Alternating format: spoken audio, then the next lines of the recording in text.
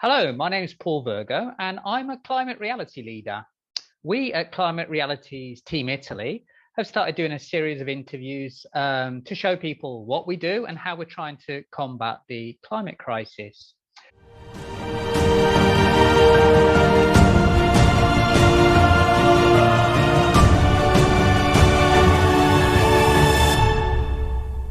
So we'll continue today, and today I have a fabulous lady with me by the name of Laura Marchini.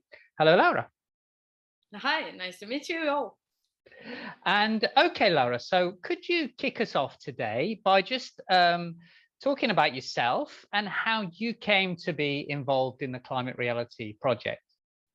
Yeah, I've been working in the corporate world for a lot of years. And more than 10 years ago, I started working not only on communication, but also on sustainability. And as soon as I met sustainability, I immediately fell in love with it. I found really a goal in my professional life. And so I committed myself to it. So afterwards, I left the companies, but I kept on working on sustainability. And 4 years ago, I took a sabbatical, and at that time there was the training of the Climate Reality Project in Europe. In the end, and so I went to Berlin and got part of the family, and I was so lucky and proud of it. Okay. Let's concentrate on that because everybody who becomes a climate reality leader has to go through a training process led by our founder, the former United States Vice President and Nobel Peace Prize winner, Al Gore. Could you tell me a little bit about the training then, please, Laura? It was it was a great experience. We were in Berlin, a lot of people. It was, I think, the first training in Europe after a long time. Anyway, it was really crowded, and there was a really big excitement at the time, and the people were really enthusiastic about being there together, working on something we felt the urge to work for. And the thing I remember with most pleasure is the commitment and the desire to do something really soon that the Italian team shared. It was really a pleasant and exciting atmosphere, and this feeling is still with us. Okay. When you become a climate reality leader, you're called on, encouraged to do what are called acts of leadership. So acts that will, maybe help promote awareness about the climate crisis and promote also solutions. Could you give me some maybe some examples of how you've conducted acts of leadership since you became a climate reality leader? Yeah, I've been trying to spread the word, first of all, because not many people, we are talking about 4 years ago, and 4 years ago the word was a bit different from now. There was awareness on the theme, but not so much as we have now, unluckily, because now we really are touching what climate change means. And so I started spreading the word and talking about the experience I went through.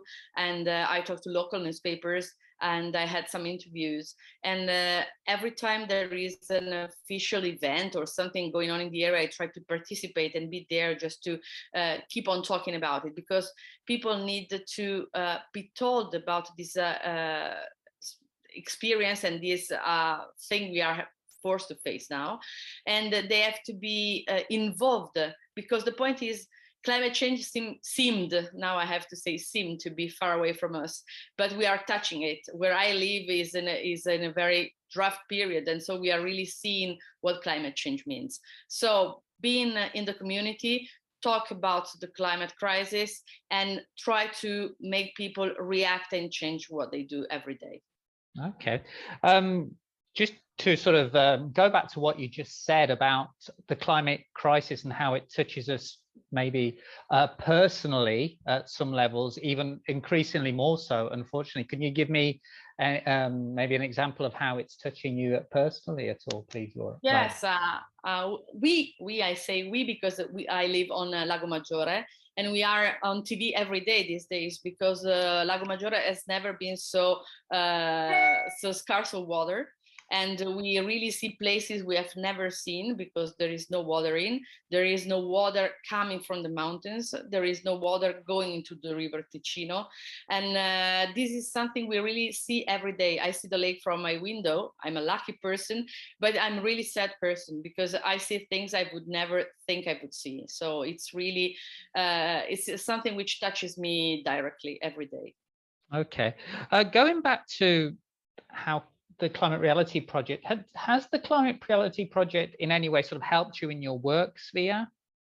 Yes, I must say that every time I present myself at events or with people and they know I work in sustainability, I always mention the fact that I'm part of the movement of the Climate Reality Project, because I think it's a way to show that my commitment is not just a work commitment but a personal commitment. And the Climate Reality Project is a really sound project with really a scientific base, and it's something which really enriches my CV and my commitment and my personal and working life. So it's really an important part of it. Okay. Sometimes it can be difficult to, to maintain hope when the situation seems to be very, very serious. But it's necessary to keep having hope, because that gives us the power to keep fighting and try to push for positive change.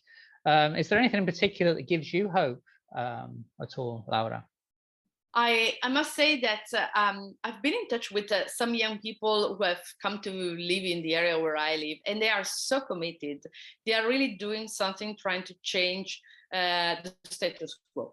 And it surprised me in a way because, they are really young couples, young men and women, but they want to change things. So they start from their everyday life, and they behave differently from what they used to. And though strange it seems, it doesn't matter. They do what they think it's important to change the situation and improve the situation we're in. So they are really a big hope I have. Okay. Sometimes I go on climate marches, and that gives me a source of hope, and it's also the humor I see, and the energy you see on these marches is remarkable. And I love to look at the slogans that they take on those marches. Sort of climate change, not system change. There's lots of great ones. Is there anyone that of those slogans or are those that have stuck in your mind at all?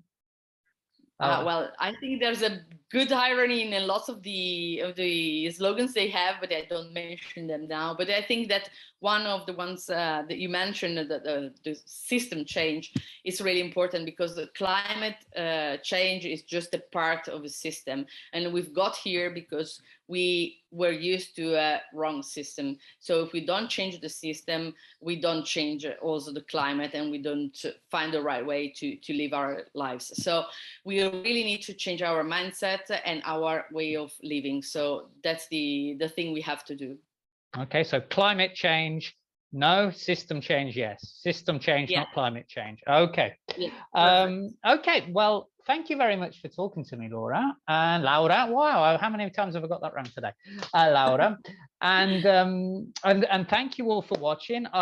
We would encourage any of you who've got interested in our project to check us out on our website, and we're very, very active on social media, so please have a look at us there. We'd love to have more people, because we believe that everybody is needed in the climate movement, and everybody's welcome. So if you want to come and be part of our movement, we'd be very welcome and very happy to have you. But we also, if you check us out on social media, on our websites, there's lots of wonderful content there and ideas on how you can be involved, and ideas to learn more about the issues. So thank you for watching, and have a good day, everybody.